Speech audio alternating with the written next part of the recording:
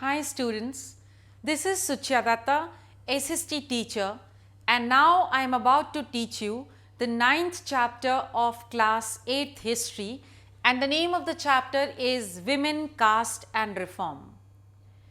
As we are looking into the colonial period of India, we have seen the effects of the colonial period on peasants, on laborers, on the ruling class, on the students, but now we are about to see the effects of the colonial period on the women in particular and the caste in general.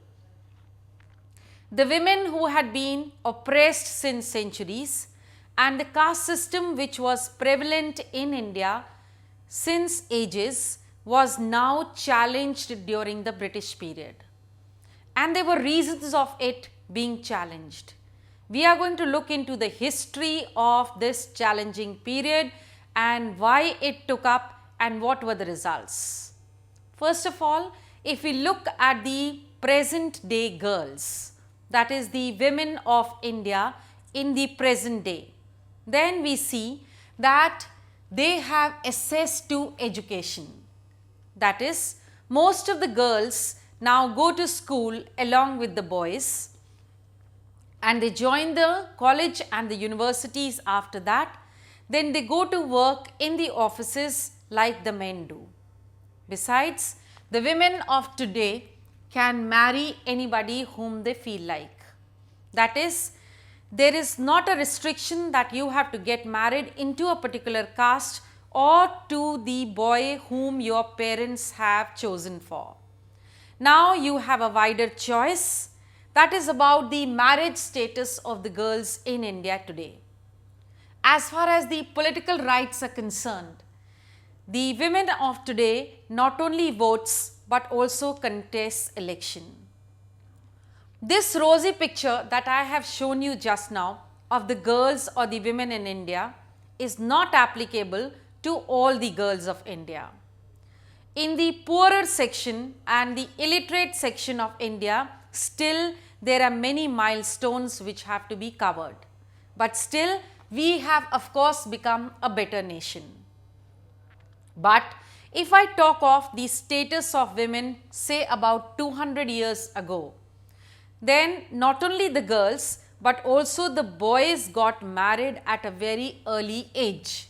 That is, the marriage took place at a very early age, and the worst sufferers were the girls at that time.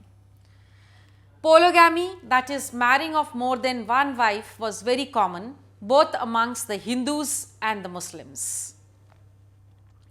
In the Hindus, there was another practice which was followed by the women, that is, whenever the husband died of a woman, she was expected to perform sati, that is, to die along the husband on the funeral pyre. And the meaning of the word sati is virtuous. So whether the women performed this act willingly or unwillingly, she was considered to be a very high woman, that is, she was taken in high self-esteem. So those were the basic differences which have occurred in the status of women in the span of say 200 years.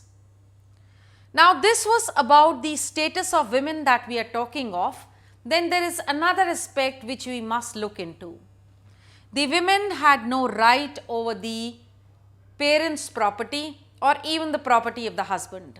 That is, she was devoid of all property rights. The women also had no access to education. She was kept at home. She could hardly read or write, and she didn't know what's going outside the four walls of her home. So this was the comparison of the status of women today and 200 years ago. But there was another factor which we have to remember, that is, we've spoken of women, let's talk about the caste. As far as the caste is concerned, the Indian society that time was rigidly divided into four segments: the Brahmins, the Kshatriyas, the Vaishyas and the Shudras. The Brahmins were those who were literate and who had knowledge of the scriptures and performed all the holy rites. The Kshatriyas were those who were the warrior class, and the Vaishyas were the traders, and the Shudras were the ones who did all the menial jobs.